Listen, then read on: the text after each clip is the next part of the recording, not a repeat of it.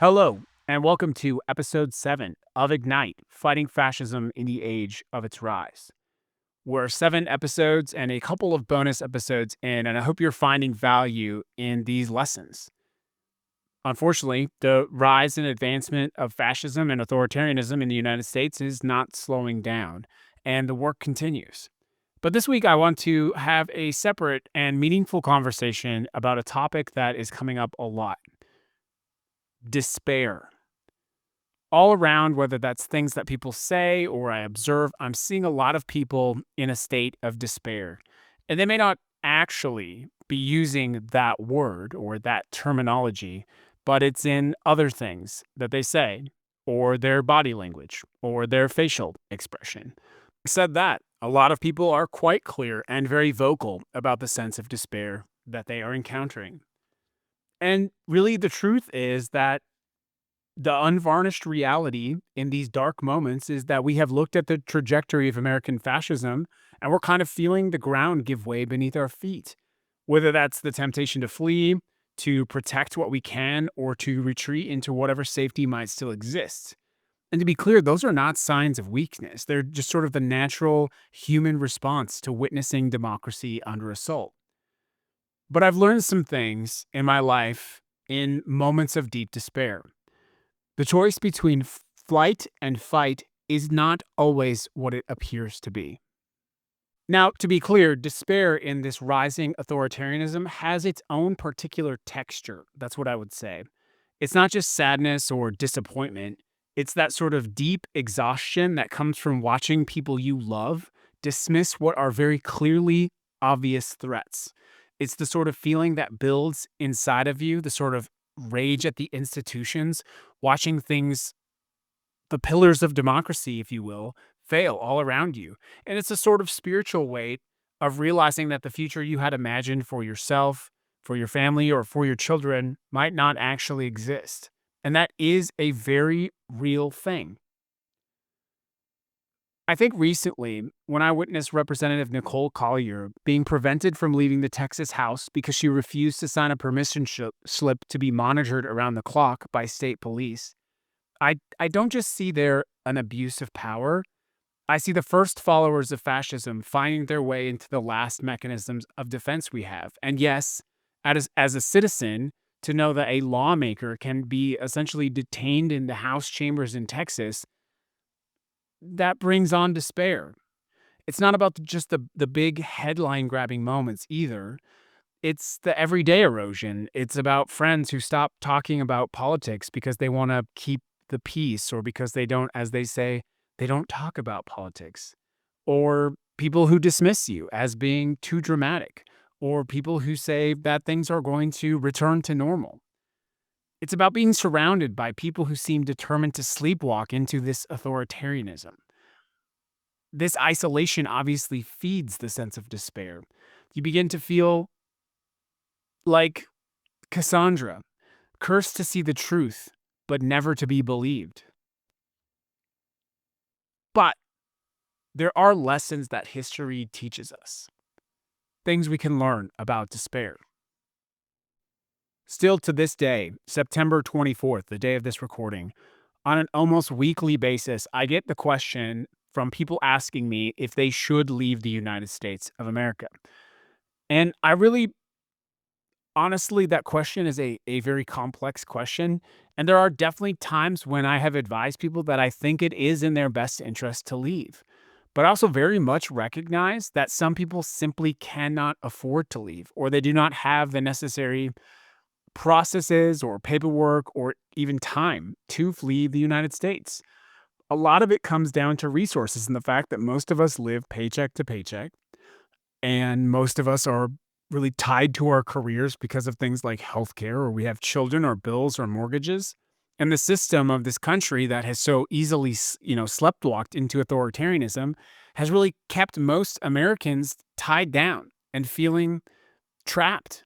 A lot of people feel trapped.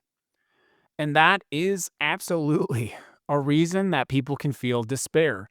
To know, sort of essentially, like, I have to leave this place, but I cannot leave.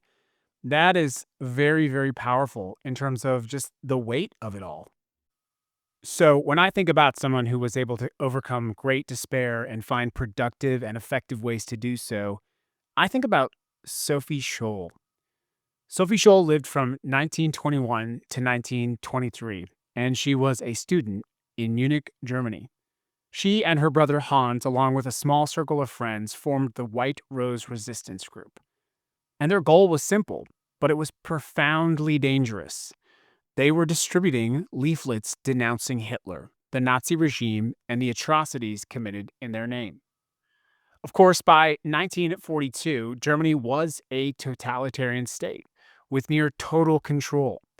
The Nazi propaganda machine was relentless, with the Gestapo's surveillance essentially peering into the everyday lives of German citizens. And of course, the war machine was moving ahead, seemingly unstoppable. Across the world, millions were already dead. The concentration camps were beginning to open, or in many instances, fully operating, and dissent against authoritarianism was nearly impossible. For them, of course, that small circle of people, despair was not just abstract, it was the daily reality of watching this nation sink into moral decay, moral collapse.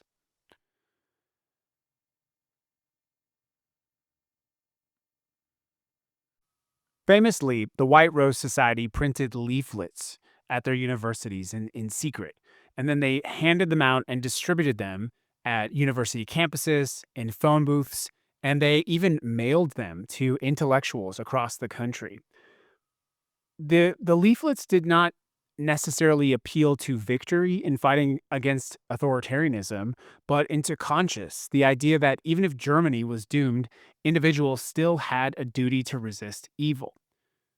Well, in February 1943, Sophie and Hans were caught distributing pamphlets at the University of Munich. Within days, they were tried by the notorious Nazi judge, Roland Freisler, and they were sentenced to death. They paid the ultimate sacrifice for their courage, but they also became heroes. Instead of despair, she chose hope in others. She chose to believe that her sacrifice could plant seeds for a future she might not never see. And of course, while the White Rose was crushed, their impact resonated far beyond their life and death. Allied forces later dropped millions of copies of their latest leaflets over Germany. After the war, Sophie became an icon of moral courage in Germany, and she's now remembered as one of the most important figures in the resistance to Hitler, especially powerful because she was young and she was not a soldier. She was a student. It is lonely resisting fascism. Most Germans stayed silent, but she did not. She transferred her despair into meaning. She accepted that the ultimate risk for her could be death, but also insisted that her sacrifice might wake other people up. Now, the brutal reality is America is not yet as intensely dangerous as Germany in 1942 and 1943. But all around us, we see what is happening to crush dissent and to silence people. Sophie Scholl and the White Rose Society, they were willing to pay the ultimate price specifically to appeal to people's better moral judgment. Here's some of the things that Sophie told us, some of the things that she's known to have said. The real damage is done by those millions who want to survive, the honest men who just want to be left in peace, those who don't want their little lives disturbed by anything bigger than themselves, those with no sides and no causes, those who won't take measures of their own for fear of antagonizing their own weakness, those who don't like to make waves or enemies, those who for whom freedom, honor, truth, and principles are only literature, those who have small mate small, and die small. It's the reductionist approach to life. If you keep it small, you'll keep it under control. If you don't make any noise, the boogeyman won't find you. But it's all an illusion because they all die too. Those people who roll up their spirits into tiny little balls so as to be safe. Safe? From what? Life is always on the edge of death. Narrow streets that lead to the same place as wide avenues, and a little candle burns itself out just like a flaming torch does. I choose my own way to burn. Wow. That so deeply encapsulates America right now, and the millions of men in our country who are simply looking the other way or choosing the small path, choosing to be small. A little candle burns itself out, just like a flaming torch does, she said. I choose my own way to burn.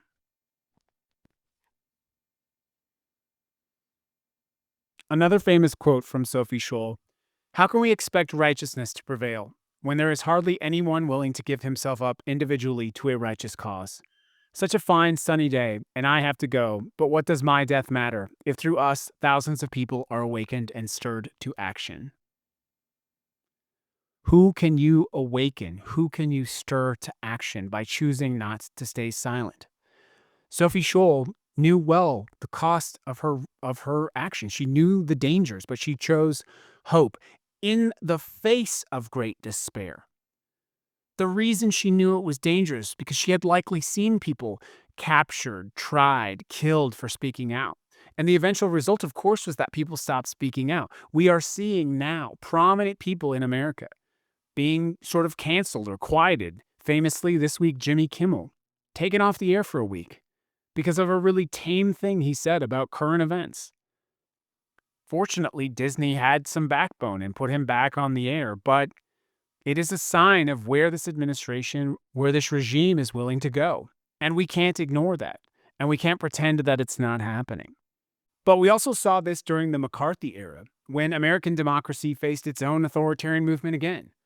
Teachers lost their jobs, artists were blacklisted, and neighbors turned against neighbors.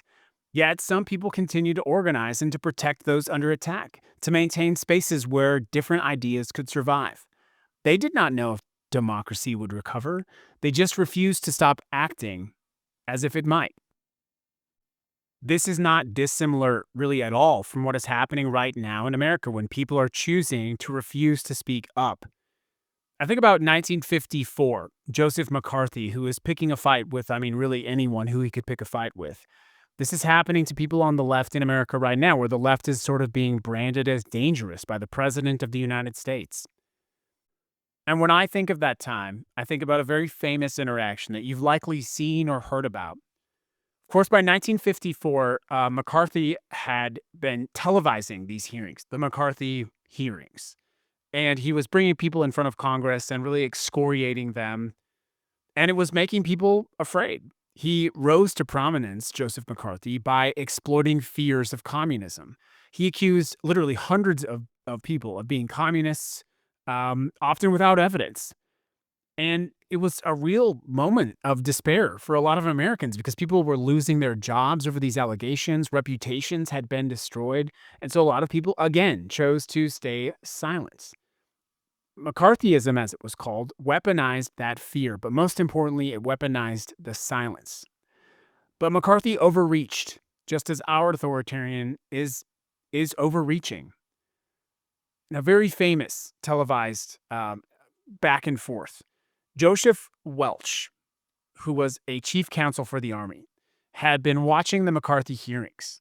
And as the two of them, McCarthy and Welch, were going back and forth, Welch cut right into their interaction. And he said, "Have you no sense of decency, sir? At long last, have you no sense of decency?" The chamber absolutely exploded into applause, and it was a crack. It was a stoppage, if you will, to this advance of authoritarianism that McCarthy was trying. And really, that moment when McCarthy was trying to attack and Welch stood his ground, it led really to the evaporation of the movement. Across time and history, in key moments of despair, heroes have chosen to stand up and speak out at great risk. For Welch, that interaction could have gone much worse. If the tone had not shifted, it could have been the end of his career. And who knows what the advance of McCarthyism might have done to the United States of America. We could be a very different place. Across this country, across this land now, there are thousands of people just like Welch who will find a moment when they will either have to stand and speak or sit and be silenced. And the more of us that choose to stand and speak, the quicker the sort of rise, the quicker the ignite, if you will, the quicker we will ignite this battle against fascism. But for every one of us that rises, 10 people will stay silent. You have to remember that. And that's the next crucial lesson about despair. That lesson is you must feel that despair and do it anyway. Let's go over what we just learned about. The first part of this is number one, silence is the authoritarian's ally. Despair is a tool in that toolkit. Fascist and authoritarian movements depend on the majority of people remaining silent. Despair is, by definition, a silencing emotion. It draws us in on ourselves. It quiets us. It makes us feel alone, sad, depressed, hopeless. Sophie Scholl knew that most Germans would stay silent, but she resisted anyway. She believed that she had to take a stand. She famously said, somebody, after all, had to make a start. And your voice matters precisely because so few are willing to use theirs. Find that voice and find your moral clarity, which is lesson 2. Welch's question, have you no sense of decency, was a simple question, but it shattered the illusion. It doesn't always require us to be eloquent.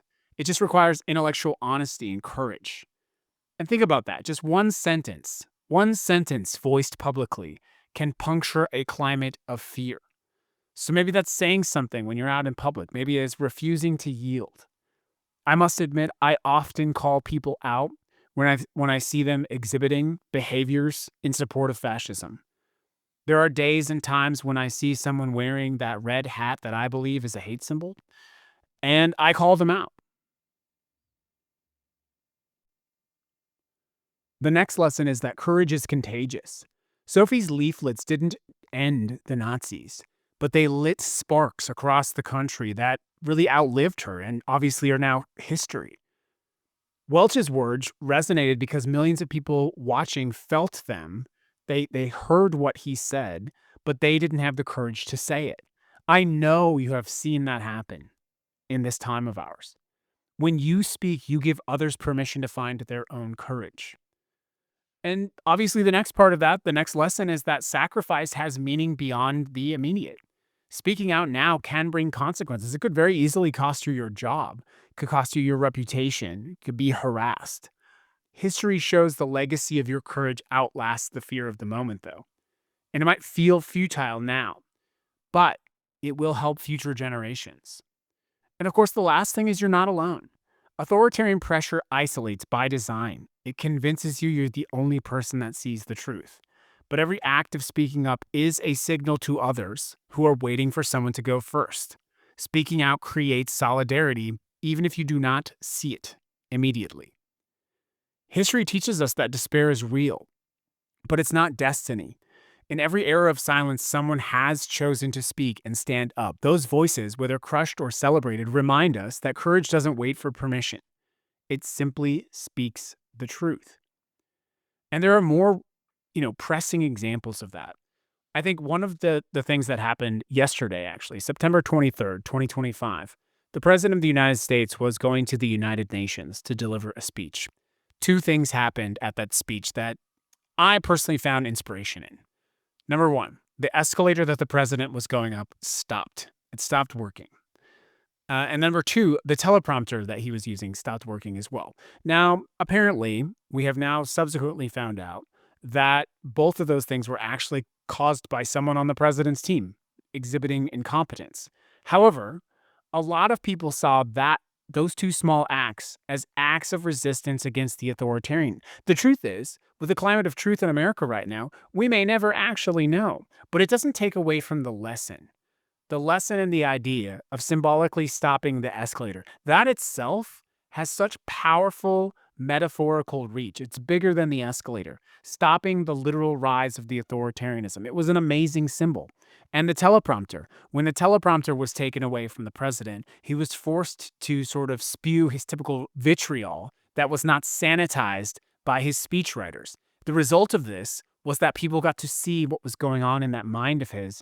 And for many international observers, and of course for many people in the United States as well, it was jarring. But the truth was still, but the matter is, it was jarring because it was the truth. It was jarring because it was the truth. And I like to think that even if it was someone on the president's team that caused that to happen, that it might have been an intentional act of civil disobedience.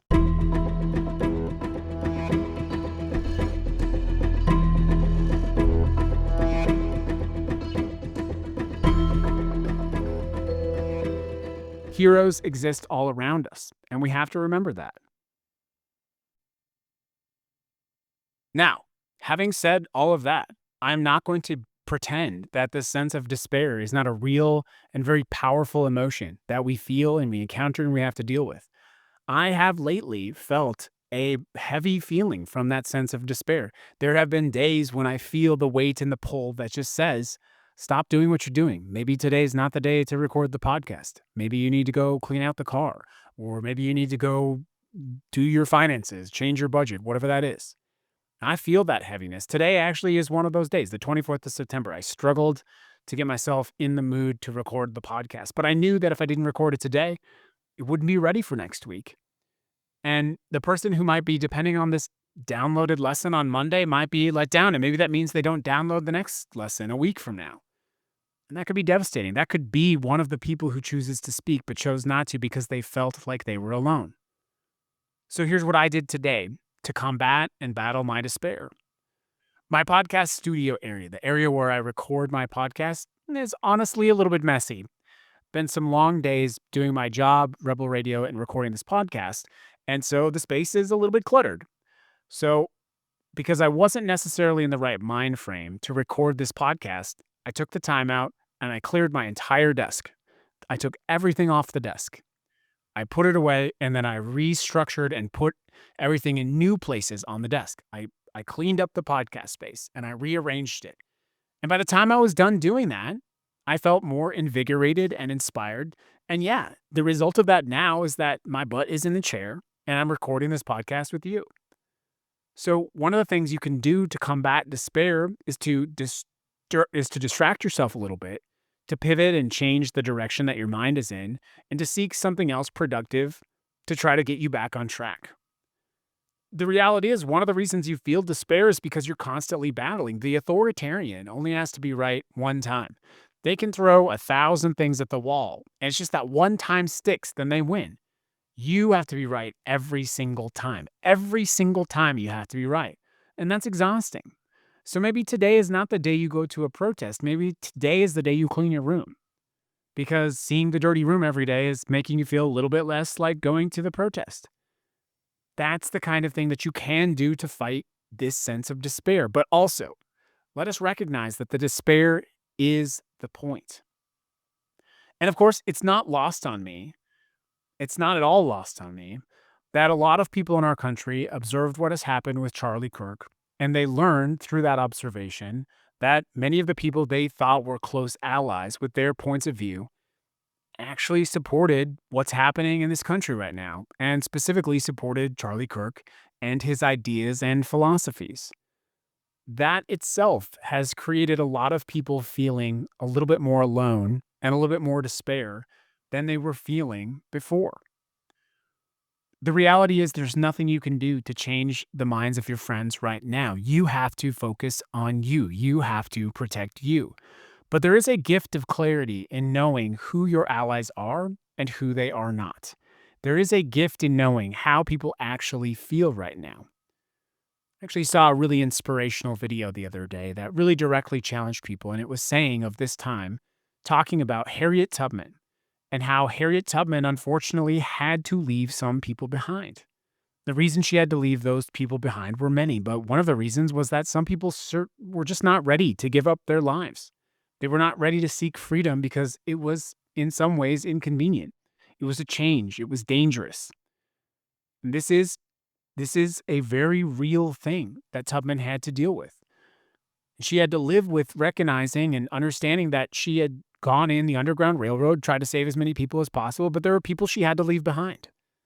That itself can cause someone a lot of despair. And I personally feel a lot of despair knowing that there are people who I care about that I might not be able to pull into the light of day. It does cause me despair because these were people that I thought I knew. So how do we reckon with that? How do we deal with that? Well, one of the things you can do is to expand your circle and find more people that do agree with you and find more people that do see the world that the way that you do. One of the things that we do on Rebel Radio that we've started to do on moments and days when it feels quite heavy is we'll actually start the show talking about something good that has happened. Admittedly, Rebel Radio is a rambunctious anti-fascist radio broadcast, and the energy is defiant. Like plain and simple, the energy of Rebel Radio is defiant. I do forget sometimes that people tune into Rebel Radio because they want to hear a sense of hope and optimism and courage. And so, one of the things I've deliberately done is I've asked people to start sharing those stories. There is a powerful, very powerful sense of cohesion that happens. And what I have observed over time is that by challenging people to come to the show with an example of something good that's happening, well, people are starting to be forced to look around them to find those stories. People want to be part of community. And in Rebel Radio, one of the things we ask of our community is to find the good in the world or to share with us the good in the world. Because I have to be honest with you, it makes me selfishly feel very good to hear other people are not just constantly experiencing the bad of all of this. And you can apply that same principle. Maybe that's in your family unit or your work group, or maybe that's with a friend circle. Challenging people to talk and bring to the conversation something good that happened can be a combatant against the sense of despair. So try it out. One of the ways you combat despair is with hope. On Rebel Radio, we have a saying, though, actually: don't have hope, do hope. Don't have hope, do hope. Admittedly, this phrase is borrowed, but it is powerful. Having hope suggests that hope is something we possess, something that can be taken away from us. But when we decide to actively do hope, to create, to build, and to expand out into our communities hope, well, that is very different. Someone cannot take from you your willingness to create and do hope. It's very different in nature. Hope as action means you're making a choice every day to do something, to meet someone, to try to change the tenor and the tone of the conversation. Hope as an action verb changes the conversation entirely. You're not always going to have energy to do that, but reminding yourself, remembering to set the tone, remembering that when you feel despair, well, you have to do hope is a way to help you pull out of it. So here are some bite-sized nuggets of moving through despair. Number one, start where you are. You don't need to solve everything to do something. Find one concrete action item you can take immediate control over and do it. You might not be able to stop what's happening in Congress, but if there's a pothole, you can call your city and get that pothole fixed. Number two, from an earlier chapter, find your first follower. Share your concerns with someone you trust. Look for that person who will say, I'm in. Number three, practice disciplined hope.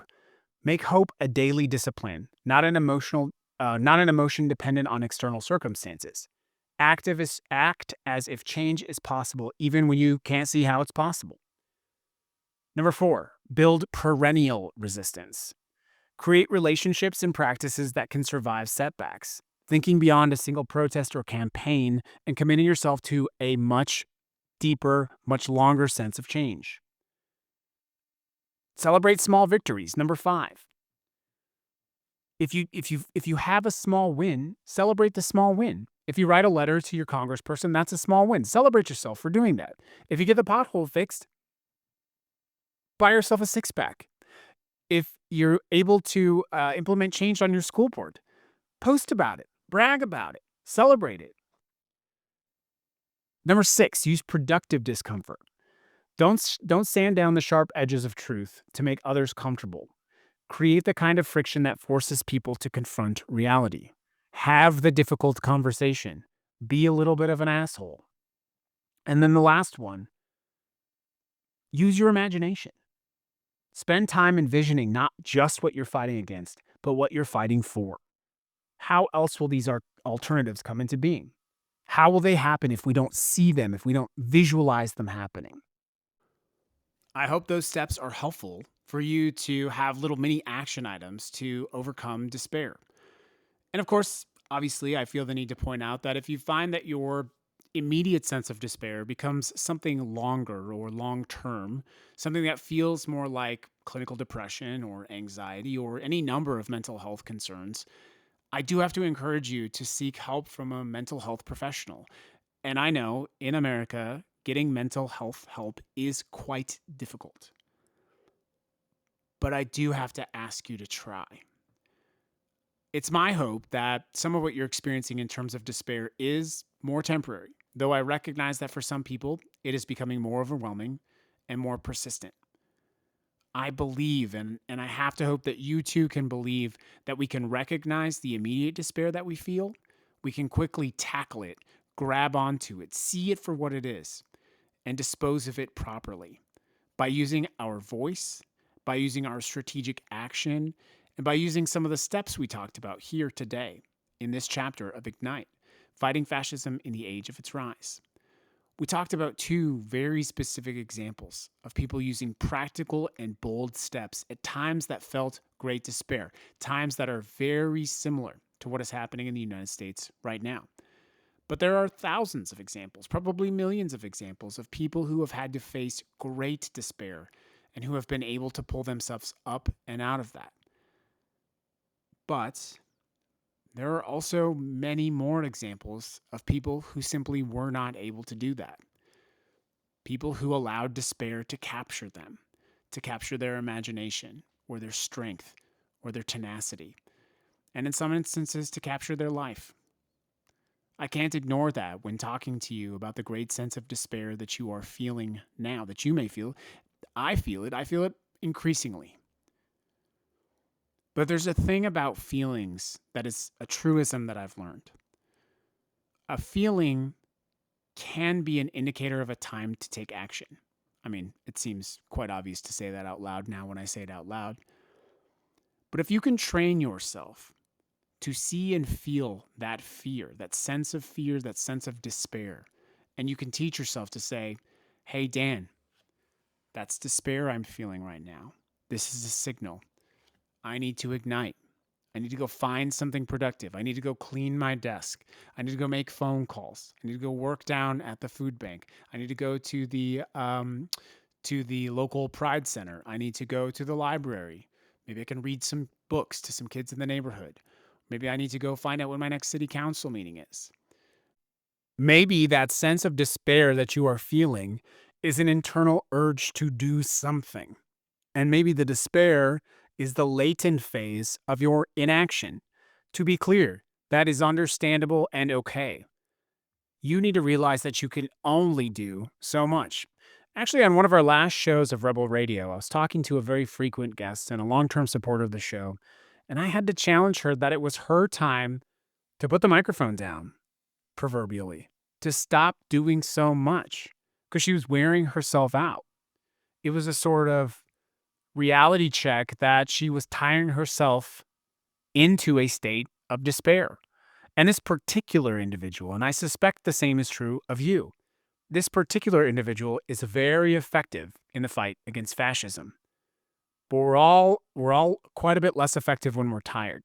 And each day that you're a little bit more tired than the previous day, you are equally less effective against fascism than you were the previous day.